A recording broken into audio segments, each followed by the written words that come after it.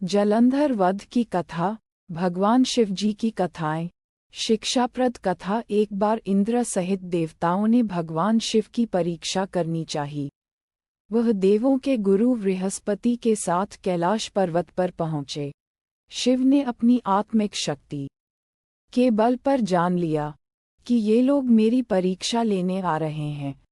अतः उन्होंने एक अवधूत का वेश धारण कर लिया और उनके मार्ग में आ खड़े हुए। इंद्र ने उन्हें राह से हट जाने का संकेत किया, किंतु अवधूत वेशधारी शिव अपने स्थान पर खड़े रहे। ये देख इंद्र को क्रोध आ गया। बोले, अरे हट, रास्ते से जानता नहीं मैं कौन हूँ? हट जा, नहीं तो वज्र से तेरे टुकड़े टुकड़े कर दूंगा। धमकी सुनकर अवधूत वेशधारी शिव को क्रोध आ गया। उन्होंने जोर से एक हुंकार भरी, जिसे सुनकर चारों दिशाएं कांप उठीं। गुरु बृहस्पति तुरंत भांप गए कि अवधूत वास्तव में कोई और न होकर स्वयं भगवान शिव हैं। उन्होंने इंद्र को संकेत करके कहा, क्या अनर्थ कर रहे हो सुरेंद्र? तुम भगवान शिव को नहीं पहचान रहे हो। ये तो साक्षात भगवान शिव हैं। इंद्र को अपनी भूल का ज्ञान हुआ। वह तुरंत भगवान शिव के चरणों में गिरकर क्षमा याचना करने लगा। क्षमा करें भगवान, मुझसे पहचानने में भूल हो गई। गुरु बृहस्पति ने कहा, हाँ प्रभु, देवेंद्र को क्षमा कर दीजिए। ये आपको पहचान नहीं पाए थे। अनजाने में ही इन्होंने आपको अपशब्द कह दिए। क्षमा कीजिए। गुरु बृहस्पति के अनुनय विनय करने पर शिव ने इंद्र को क्षमा कर दिया। इस घटना के कुछ दिनों बाद एक विलक्षण चमत्कार हुआ। समुद्र तट पर गंगा सागर के किनारे एक बालक रेत में पड़ा रुदन कर रहा था। उसके गले से इतना प्रलयंकारी रुदन फूट रहा था कि उससे चारों दिशाएं कांपने लगीं। देव, दानव, दैत्य सब घबरा गए। वायु थम सी गई। घबराए हुए देवता इंद्र सहित पितामह ब्रह्मा के पास पहुँचे और उनसे कहा, पितामह, सागर संगम पर एक अद्भुत बालक रेत में पड़ा रो रहा है। वह इतनी जोर जोर से रुदन कर रहा है कि देवों में भय छा गया है। कृपया चलकर इस संकट को दूर कीजिए। पितामह ब्रह्मा इंद्रादि देवताओं के साथ सागर संगम पहुँचे। पितामह के पहुँचते ही सागर अपने स्थान से निकला। उसने इंद्र सहित पितामह की वंदना की। ब्रह्मा ने सागर से पूछा, जल में रेत पर पड़ा ये बालक कौन है? इसके रुदन को सुनकर समस्त संसार त्रस्त हो रहा है। सागर ने कहा, मैं नहीं जानता भगवन। एक दिन एक विलक्षण तेज लहरों में आ गया था। उसी से इस बालक की उत्पत्ति हुई है। ये कहकर सागर ने बालक को गोद में उठाया और ब्रह्मा की गोद में दे दिया। ब्रह्मा की गोद में आते ही बालक ने रोना बंद कर दिया और कुछ ही देर में अचानक बालक की बाहें आगे बढ़ीं। उसकी दोनों बाहों ने ब्रह्मा का गला पकड़ लिया। ये देख अन्य देवता स्तंभित हो उठे। ब्रह्मा ने अपना गला छुड़ाने का प्रयास किया, किंतु बालक के हाथों की पकड़ और मजबूत हो गई। फिर अचानक बालक ने उनका गला छोड़ दिया और मुस्कुराने लगा। ब्रह्मा अपना गला सहलाते हुए बोले, इस बालक का नाम क्या है सागर? सागर बोला, अभी इसका नामकरण नहीं हुआ है। पितामह, आप ही इसका कोई नाम रख दीजिए। ब्रह्मा बोले, मैं इसका नाम जलंधर रखता हूँ। आज से ये तुम्हारा ही पुत्र कहा जाएगा। बच्चे का नामकरण करके सागर के हाथों में सौंपकर पितामह सहित सब देवता अपने अपने धाम लौट गए। बालक कुछ बड़ा हुआ तो पितामह की आज्ञा से आचार्य शुक्र ने उसे शिक्षा देनी आरंभ कर दी। देखते ही देखते बालक युवक बन गया। शुक्राचार्य ने उसे दैत्यों का सम्राट बना दिया और कालनेमी नामक एक असुर की वृंदा नामक कन्या से उसका विवाह कर दिया। जलंधर महाबलवान सिद्ध हुआ। देखते ही देखते उसने समस्त सागर के द्वीपों पर अपना शासन स्थापित कर लिया। उसकी पत्नी वृंदा ने हर मामले में उसके साथ सहयोग किया। वृंदा एक सती स्त्री थी। उसे ब्रह्मा का वरदान मिला हुआ था कि जब तक उसका सतीत्व कायम रहेगा, सुर असुर, देव दानव कोई भी उसके पति का बाल भी बांका नहीं कर पाएगा। एक दिन आचार्य शुक्र जलंधर की राजसभा में पधारे। जलंधर ने आचार्य की चरण वंदना की और उन्हें ऊंचे आसन पर बैठाकर पूछा, आचार्य, हमारे यहाँ एक राहु नामक वीर है। मैं जानना चाहता हूँ कि उसका सिर क्यों कटा हुआ है। आचार्य शुक्र ने कहा, दैत्यराज, राहु का सिर भगवान विष्णु ने अपने सुदर्शन चक्र से काट दिया था। जलंधर बोला, मगर क्यों आचार्य? राहु ने ऐसा क्या कसूर कर दिया था? उत्तर में शुक्राचार्य ने उसे सागर मंथन की समस्त कथा सुनाकर कहा, उसका अपराध ये था कि उसने देवताओं की पंक्ति में बैठकर धोखे से अमृत पान कर लिया था। जलंधर बोला, तो इसमें क्या अपराध हो गया आचार्य? आखिर अमृत निकला भी तो दैत्यों और देवताओं के सम्मिलित प्रयास से ही था। फिर अकेले देवता ही उस अमृत को पी जाने के अधिकारी कैसे बन गए? आचार्य बोले, इसमें भी विष्णु की छलनीति थी दैत्यराज। समुद्र से निकले समस्त रत्न देवराज इंद्र ले गए थे। ये सुनकर जलंधर क्रोधित होकर बोला, मैं ऐसा हरगिज नहीं होने दूंगा। मेरे पिता के रत्नों का अधिकारी इंद्र नहीं, मैं स्वयं हूँ। देवताओं को सागर के रत्न लौटाने ही पड़ेंगे। उसके बाद शुक्राचार्य तो वापस अपने स्थान पर चले गए और जलंधर ने घस्मर नामक दैत्य को बुलाकर इंद्रपुरी रवाना कर दिया ताकि वह इंद्र को ये संदेश दे आए कि सागर मंथन से प्राप्त सारे रत्नों को उसे सौंप दें। घस्मर इंद्रपुरी पहुंचा। उसने इंद्र से कहा, देवराज, मैं दैत्यराज जलंधर का एक संदेश लेकर उपस्थित हुआ हूँ। दैत्यराज ने कहा है कि सागर मंथन के दौरान उसके पिता के जो रत्न आपने हथिया लिए थे, उन्हें तुरंत लौटा दें। इंद्र ने आश्चर्य से कहा, रत्न? कैसे रत्न? दैत्यराज से कहना कि वह रत्न तो देवों के परिश्रम के फल थे।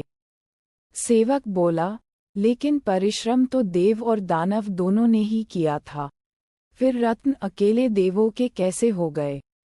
सीधी तरह रत्नों को लौटा दो वरना इसका परिणाम बड़ा भयंकर होगा। ये सुनकर इंद्र क्रोधित होकर बोला, तुम्हारा इतना साहस, मेरी पुरी में ही मुझे धमकाते हो। ठहरो पापी, मैं अभी तुम्हें इसका मजा चखता हूँ। ये कहकर इंद्र ने अपना वज्र निकाल लिया, लेकिन तभी आचार्य बृहस्पति ने उसे रोक दिया और उसे समझाते हुए बोले, क्रोध में मत आओ सुरराज। ये दूत है और दूत अवध्य होता है, इसे जाने दो। घस्मर वापस जलंधर के पास पहुंचा और इंद्र द्वारा दिया गया उत्तर उसे कह सुनाया। सुनकर जलंधर आग बबूला हो उठा। उसने तुरंत चारों दिशाओं में स्थित दैत्यों के पास संदेश भिजवा दिया कि वे तुरंत इंद्रपुरी पर आक्रमण कर दें। साथ ही अपने सेनापतियों शुभ और निशुंभ के साथ इंद्रलोक पर चढ़ाई कर दी। शीघ्र ही दैत्यों की सेना इंद्र के नंदन वन में जा पहुंची और सैनिकों ने देवताओं का विध्वंस करना आरंभ कर दिया। दैत्यों के दल अमरावती को नष्ट भ्रष्ट करने में लग गए। दोनों पक्षों के वीरों की लाशें जमीन पर गिरने लगीं। आचार्य बृहस्पति देवों की ओर से और शुक्राचार्य दैत्यों की ओर से घायल और मृत वीरों का उपचार करने लगे और वे पुनः जीवित होकर युद्ध करने लगते। युद्ध चलता रहा, लेकिन किसी भी पक्ष को विजय नहीं मिल पा रही थी। इस पर जलंधर क्रोधित होकर शुक्राचार्य के पास पहुंचकर बोला, गुरुदेव, संजीवनी विद्या तो सिर्फ आप ही जानते हैं, फिर ये देवता मरकर जीवित कैसे हो रहे हैं? शुक्राचार्य बोले, दैत्यराज, संजीवनी बूटी का उपयोग करना आचार्य बृहस्पति भी जानते हैं। उन्होंने कई देवता इसी काम पर लगा रखे हैं कि वे द्रोणागिरी से संजीवनी बूटी लाते रहें। यदि किसी तरह देवताओं द्वारा द्रोणागिरी से बूटी लाना रोक दिया जाए तो आचार्य बृहस्पति देवों को पुनः जीवित न कर पाएंगे।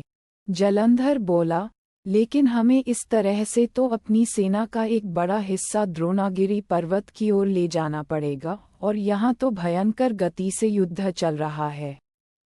शुक्राचार्य बोले, तो फिर क्यों न द्रोणागिरी पर्वत को ही सागर में डुबो दिया जाए। न रहेगा बांस, न बजेगी बांसुरी। शुक्राचार्य की बात सुनकर जलंधर अमरावती छोड़कर द्रोणागिरी पर्वत पर जा पहुंचा और अपने मंत्रबिद्ध बाणों से उसे समुद्र में डुबो दिया। इससे देवताओं को संजीवनी बूटी मिलनी बंद होने लगी। देवताओं में घबराहट फैल गई। इंद्र घबराता हुआ आचार्य बृहस्पति के पास पहुंचा। बोला, हमारे वीर बड़ी संख्या में हताहत हो रहे हैं आचार्य। अब क्या होगा? इस तरह तो समस्त देवताओं का विनाश हो जाएगा। आचार्य बृहस्पति बोले, मेरी सलाह मानो देवेंद्र। ये युद्ध तुरंत बंद कर दो और अपनी सेना सहित भागकर जान बचा लो। जलंधर भगवान शिव के तेज से पैदा हुआ है। उसमें भगवान शिव का अपार बल है। तुम अपनी जान बचाओ, बाद में कोई न कोई उपाय जलंधर को मारने का निकल ही आएगा। आचार्य बृहस्पति की सलाह मानकर देवता युद्ध छोड़कर भाग निकले और मेरु पर्वत की कंदराओं में जा छिपे।